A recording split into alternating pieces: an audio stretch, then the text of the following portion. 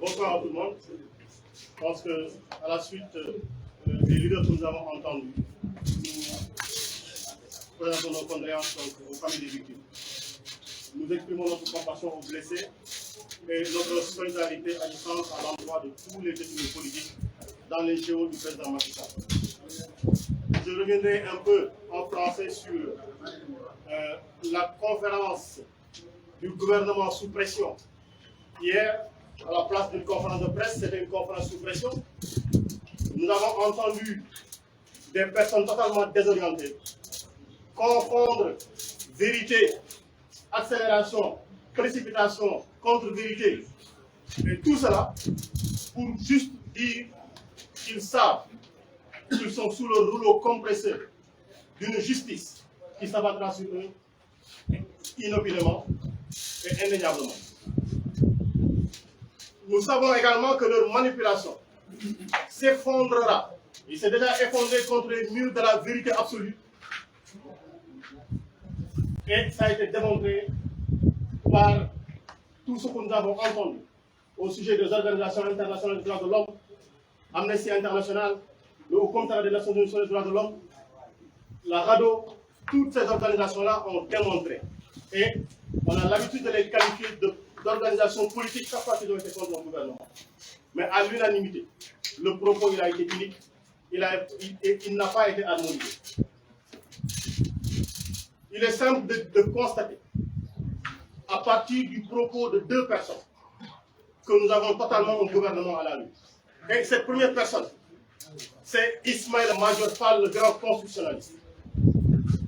Il a fini de démontrer qu'en dehors du droit constitutionnel, il ne connaît absolument rien du tout à la matière juridique et il l'a démontré à suffisance. Et depuis qu'il a vendu son âme en matière constitutionnelle, il ne connaît plus rien du tout. Ce serait superfétatoire de le qualifier de nulard parce qu'il l'exprime toutes les fois qu'il prend la parole. Et son propos à l'image de ce qui est contesté à l'université, il a fait un auto-da-fé parce qu'il est en train de détruire, il est en train de brûler tout ce qu'on a enseigné dans les facultés de droit. Un véritable pyromane. Il a déclaré dans sa conférence de presse, comme ça a été dit tout à l'heure par le brillant Ngagne Demba Touré, que tout ce qui a été dit sur le passage d'une infraction de viol à une infraction de corruption de la jeunesse, c'était compris dans l'ordonnance de renvoi. Et il a dit, je le cite in extenso, que n'importe qui pouvait le voir. Mais nous tous, nous avons cherché. Dans l'ordonnance de renvoi, nous avons lu de la première à la dernière lettre dans l'ordonnance de renvoi, on n'a vu nulle part où corruption de jeunesse a été mentionnée. Dites-moi comment on appelle quelqu'un qui se met sur la place publique, qui dit des propos, qui jette des affirmations, alors que ces affirmations sont fausses, comment on qualifie cela? Est-ce qu'il ne s'agit pas de mensonge? Je pense qu'on l'appelle bien un mensonge. Et je cite ce qui a été dit dans l'ordonnance de renvoi. Nous décernons ordonnance de prise de corps contre Ousmane Sonko et Ndeye Khady Ndiaye, le premier et la deuxième. Ordonnons leur mise en accusation et leur renvoi devant le tribunal de grande instance de Dakar, statuant en matière criminelle pour être jugés conformément à la loi des chefs de viol et menaces de mort contre le premier, incitation à la débauche, diffusion d'images contraires aux mœurs et complicité de viol pour la deuxième. Ou est-ce que vous avez entendu ici parler de corruption de jeunesse? Et j'ai entendu hier ou avant-hier un brillant menteur journaliste, ancien journaliste plutôt, dire que dans l'article 324, dans cette ordonnance-là, cette infraction-là a été mentionnée. Mais que nenni. Et M. Madior Fall déclare également dans sa deuxième précision que le chef d'accusation donc était bien ici dans cette ordonnance-là, et il avait dit, bien entendu, que tout le monde pouvait le consulter. Nous avons consulté, nous avons lu, nous avons relu, nous avons retourné cette ordonnance-là dans tous les sens, nous ne l'avons pas vu. Nous avons essayé par notre intelligence de le déduire, nous n'avons pas pu le déduire. Peut-être que nous sommes cancres, je pense qu'il y avait un cancre à déterminer. S'il y avait un cancre à pointer du doigt, mais c'est bien Ismaël Madior Fall qu'il fallait indexer. Et il ne finira pas également de montrer son incompétence. Parce qu'il a voulu s'ériger en connaisseur de la matière pénale, de la matière judiciaire, disons tout simplement. Mais il a dit, comment, si Ousmane Sonko se constitue prisonnier, il a 10 jours pour acquiescer dans la condamnation ou non. Mais ce qui est absolument faux. Ce qui est absolument faux.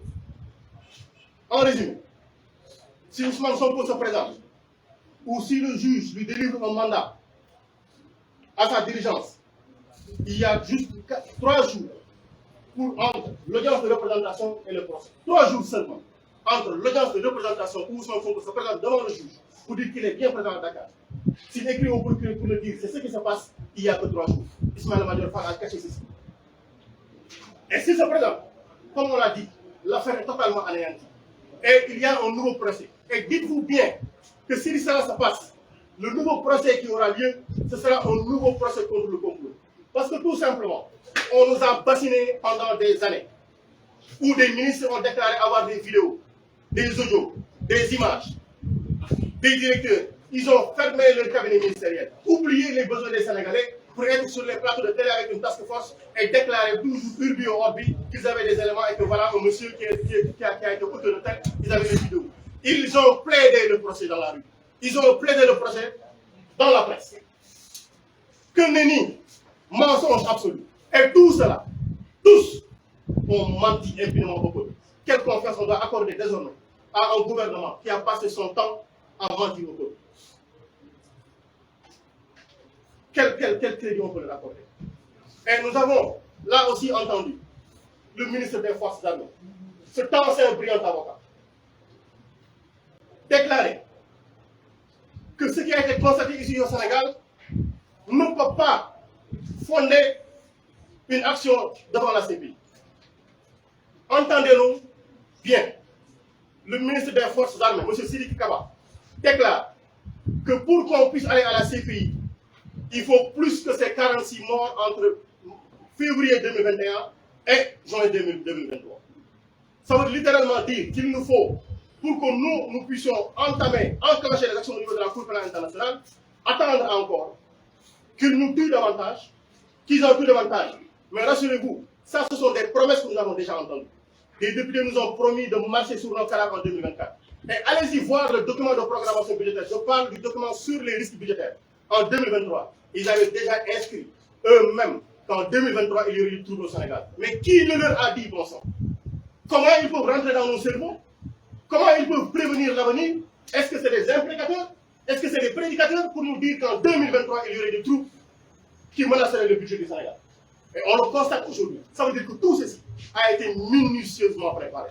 Et j'ai l'impression, minutieusement préparé. Et c'est facile de le démontrer. C'est vraiment facile de le démontrer. Pourquoi?